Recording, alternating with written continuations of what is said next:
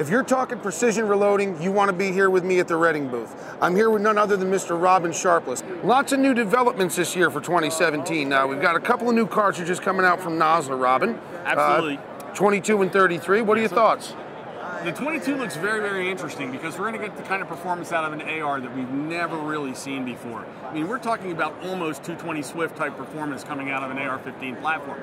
But don't just limit it to a semi-auto, because you're going to be able to do great things with it in bolt guns as well. Absolutely. You know, while they designed it probably with the AR-15 platform in mind, you know, all you got to do is change it out to a 6.8 SPC mag and rebarrel or rechamber.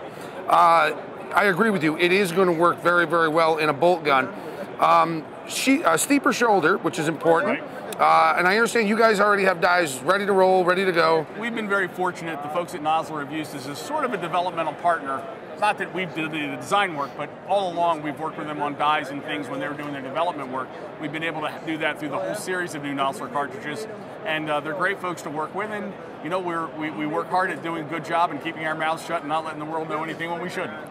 Now that new 33 Nosler was over there talking to the boys earlier. They had to bump the shoulder back a little bit and give it a little bit more neck tension. So. You know, it's still pushing a bullet at very respectable velocities. Absolutely you right. guys have dies for that too. Yes. But please, tell me about this, because the long range game is huge. I mean, you play it, I play it, and we take any advantage we can. Introduce this new little beast. Well, this isn't really a new cartridge, but it seems to have grown up with a whole new set of interest. And this is the 300 Norma Magnum.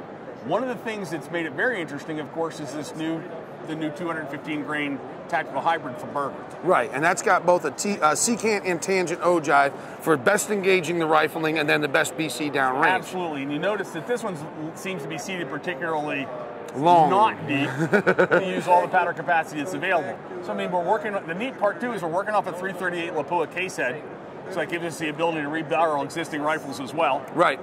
But lower recoil, high velocity, very low BC, and from what we're hearing, tremendous accuracy. So here's an older cartridge. It's getting a whole new set of life, whole new set of interest from all kinds of corners. Right, and you know, with that Berger BC, I mean, what's it, 0.7 or thereabout?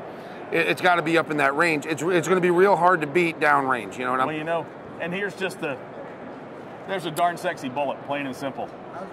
Real steep boat tail, you know, fantastic ogive, me-plat that's consistent every time, which is uber important once you break 1,000 yards. And of course, with that being our stock and trade, which is long-range accuracy, we've done a couple other things. We've sort of laterally grown out some of our other cartridges. 6.5x47 Lapua, which had been a custom in the past, has now come into the full fold. So we've got competition dies, competition sears, and all that for that as well.